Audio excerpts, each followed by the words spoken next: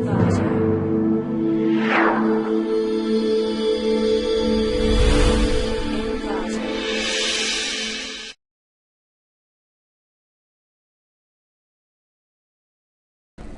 to clickmyproject.com. Our product title is Control and Performance of a Transformerless Cascade PWM STATCOM with the store. Let us see about the abstract of our product. In this proposed implementation design is a 3-phase transformerless cascade pulse width modulation static compensator.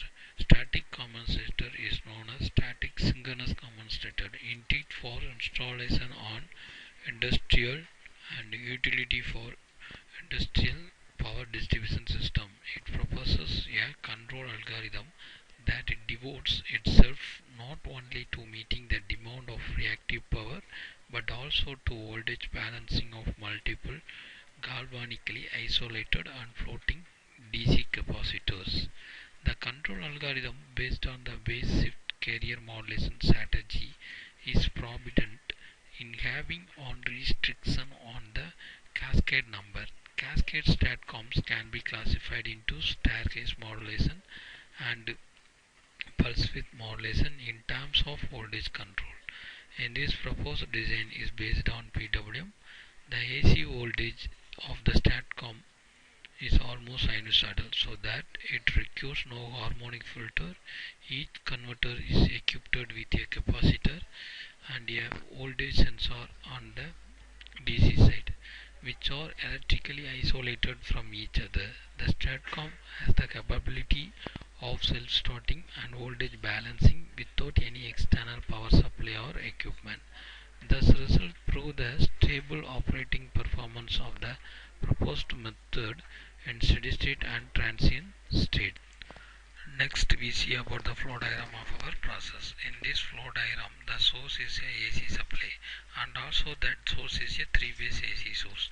So, deliver of the 3-phase AC source is fed into the 3-phase load through a passive elements and also the STATCOM devices. So here the passive elements using the inductors. After that we using a one breaker. In that breaker, output is connected to the clustering unit. In the clustering unit having 3 bases, each base having a inverting circuit. So here this is a PWM STATCOM unit. In that unit, the input DC source is fed into a inverter, single base inverter circuit. So in the inverter circuit is connected in 3 parts. So that 3 parts is connected with the cascaded. So the overall process is called cascaded PWM STATCOM. So in each base that is connected in the similar manner. So finally that output of the 3 cluster unit is connected to the 3-base load. In the 3-base load may be a resistive, capacitive or inductive load, and also in the 3-base source, input source is a grid. Generally the grid source is connected to the load, that is a consumer, and also using the STATCOM the power factor will be maintained using of the various kinds of loads.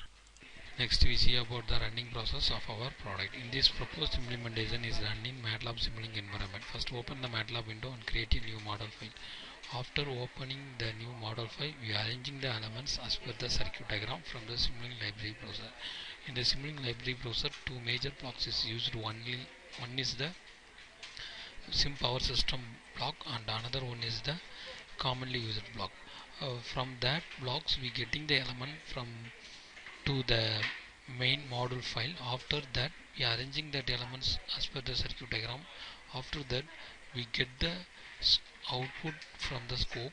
The scope is getting from the commonly used block, then connected to the corresponding output area. Then click the run symbol icon, then the output will be displayed. First one is the grid side voltage and current waveform, and next one is the output voltage and current is after connecting the passive elements, and next one is the UV clusters voltage waveform, and that range is 150 volt. And next one is the output of the STATCOM PWM STATCOM output. First one is the inverter voltage waveform, second one is the converter voltage current waveform. So those voltage and current is injected into the main source.